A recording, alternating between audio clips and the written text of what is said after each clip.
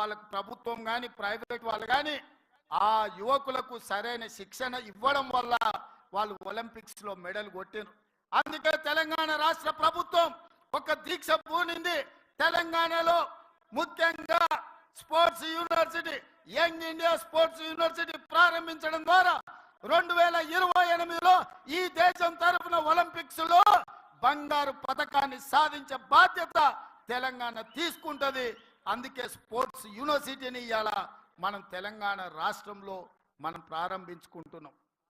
ఒక పక్కన ఇన్ని మంచి కార్యక్రమాలు తీసుకొని దేశానికి ఆదర్శంగా నిలబడే పనులను మనం చేపడుతుంటే ఔటర్ రింగ్ రోడ్ ఆనాడు అంతర్జాతీయ ఎయిర్పోర్టును రాజశేఖర రెడ్డి గారు ఉన్నప్పుడు నిర్మిస్తే హైదరాబాదు నగరం అంతర్జాతీయ నగరంగా ప్రఖ్యాతి పొందింది. ఇవాళ రీజనల్ రింగ్ రోడ్ RRR కోసం కోమటిరెడ్డి వెంకటరెడ్డి గారు, నేను ప్రధానమంత్రిని, రవాణా శాఖ మంత్రిని, ప్రతి ఒక్కరిని కలిసి రీజనల్ రింగ్ రోడ్డు తీసుకొచ్చి ఈ నగరాన్ని విశ్వ నగరంగా మార్చడానికి ఈరోజు మేము ప్రయత్నం చేస్తున్నాం. తొందరలోనే మనకు రీజనల్ రింగ్ రోడ్డు రాబోతుంది. ఇదే కాదు, కులీ కుతుబ్ షాహీ నిజాం హైదరాబాద్ నగరాన్ని నిర్మిస్తే రెండవ నగరం సికింద్రాబాద్ను బ్రిటిషర్స్ నిజాం నిర్మించిండు. సైబరాబాద్ను చంద్రబాబు నాయుడు రాజశేఖర రెడ్డి నిర్మించిండు. మరి ఈనాడు ఈ ప్రభుత్వం కాంగ్రెస్ పార్టీ 4th సిటీని, ఫ్యూచర్ సిటీని ముచ్చర్లలో నిర్మించబోతుంది. ప్రపంచానికి ఆదర్శంగా ఉండే అధునాతనమైన నగరాన్ని నిర్మించే బాధ్యత మన ప్రభుత్వం తీసుకున్నది. మరి ఇన్ని కార్యక్రమాలను తీసుకున్నప్పుడు మిత్రులారా, ముఖ్యమంత్రిగా ఒకవైపు పనులను నిర్వహిస్తూనే పార్టీ కార్యక్రమాలను కూడా జోడెద్దులాగా మనం ముందుకు తీసుకెళ్ళాలి.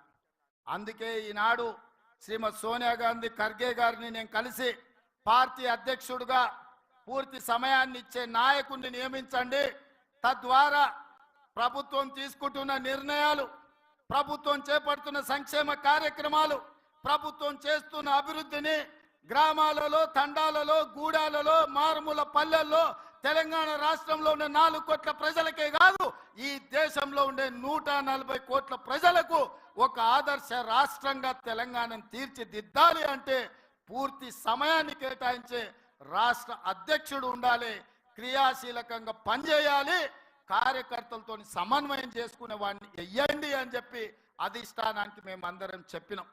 అన్ని రకాలుగా ఆలోచన చేసి బలైన వర్గాలకు సముచితమైన స్థానం ఇవ్వాలి. 3 సంవత్సరాల కార్యనిర్వాహక అధ్యక్షుడుగా ఎల్లవేళల గాంధీ భవన్లో కార్యకర్తలకు అండగా నిలబడి ప్రతి వాడికి విశ్వాసం కల్పించి ఈనాడు కాంగ్రెస్ అధికారంలో రావడానికి తనదైన పాత్ర పోషించిన మహేష్ గౌడ్ని ఇవాళ సోనియా గాంధీ గారు, ఖర్గే గారు రాష్ట్ర పార్టీ అధ్యక్షుడిగా నియమించండు. ఇవాళ ప్రభుత్వం చేసే ఎంత గొప్ప కార్యక్రమమైనా పార్టీ నాయకత్వం ప్రజలకు తీసుకుపోయినప్పుడే దానికి ప్రయోజనం ఉంటుంది. మన్నటి గెలుపు సెమీఫైనల్సే. 2023 తెలంగాణలో రాష్ట్ర ప్రభుత్వాన్ని ఏర్పాటు చేయడం అంటే నేను పిసిసి అధ్యక్షుడిగా ముందుకు నడిపించింది, సిఎల్పిగా బట్టి విక్రమార్క గారు నడిపించి గెలిపించింది సెమీఫైనల్స్ మాత్రమే నేను చెప్పదలుచుకున్నా. వాస్తవంగా ఫైనల్స్ 2029లో ఉన్నాయి. ఢిల్లీ ఎర్రకోట మీద మువ్వన్నెల జెండా ఎగరేసినప్పుడే, నరేంద్ర మోడీని ఓడించి రాహుల్ గాంధీని దేశానికి ప్రధానమంత్రిని చేసినప్పుడే ఈ దేశంలో మనం ఫైనల్స్ గెలిచినట్టు మిత్రులారా. అందుకే మిత్రులారా, 94 నుంచి 2004 వరకు 2 సార్లు టీడీపీ గెలిచింది. 2004 నుంచి 2014 వరకు 2 సార్లు కాంగ్రెస్ గెలిచింది. 2014 నుంచి మొన్నటి ఎన్నికల వరకు టిఆర్ఎస్ 2 సార్లు గెలిచింది.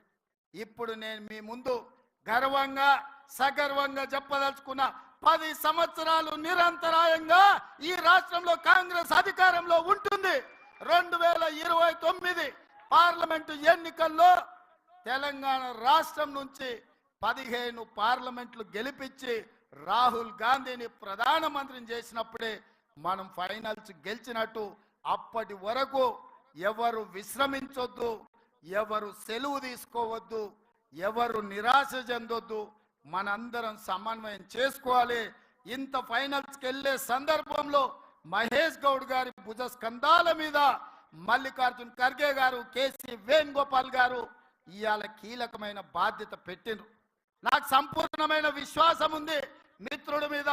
ఖచ్చితంగా కార్యకర్తలకు అందుబాటులో ఉండి రాహుల్ గాంధీ గారిని ప్రధానమంత్రిని చేసే వరకు అహర్నిశలు కృషి చేసి కష్టపడి కాంగ్రెస్ ను తెలంగాణలో గెలిపించి 15 పార్లమెంట్లు ఢిల్లీకి పంపించే వరకు మేమందరం సమన్వయంతో పని చేస్తూనే ఉంటాం. నిన్న మన వాడొకడు వీడొకడు మోపాడు, వాళ్ళు వీళ్ళు వాళ్ళ చెంచాగాళ్ళు కార్యకర్తల మీద కేసులు పెట్టాలనో కార్యకర్తల మీద దాడులు చేస్తామన్న ప్రయత్నం చేస్తారు. మన ఇంటికి వస్తామని చెప్పారు, కానీ మనోళ్ళే వాళ్ళ ఇంటికి పోయారు. చింతపండు అయినాక చెప్పారు మా ఇంటికి వచ్చి తన్నీరని. సంకనాకనిక విలువాలనా రా చూసుకుందామని.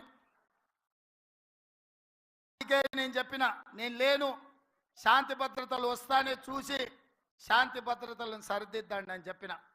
మా కార్యకర్తలు ఎవరి జోలికి పోరు, కానీ ఎవరన్నా మా జోలికి వచ్చి మా మంచితనాన్ని చేతగాని తనం అనుకుంటే చింతపండు అవుతుందని నేను చెప్పదలుచుకున్నా.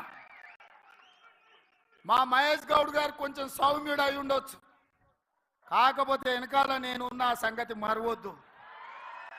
ఎవరన్నా ఏదన్నా అధ్యక్షుడిగా సౌమ్యుడు వచ్చిండు, మా ఆటలు సాగుతాయి, ఊర్లలో మా ఇష్టం వచ్చినట్టు చేయొచ్చు అని ఎవరన్నా అనుకుంటుర్రేమో. నేను వెనకాలనే ఉన్న బిడ్డ. ఎవరన్నా మా కార్యకర్తల జోలికి వస్తే ఒక్కడొక్కడికి ఉంటుందని నేను చెప్తున్నా. మహేష్ గౌడ్ గారు, నా విజ్ఞప్తి ఒక్కటే, ఒక్క పని నాకు పెండింగ్ ఉండిపోయింది.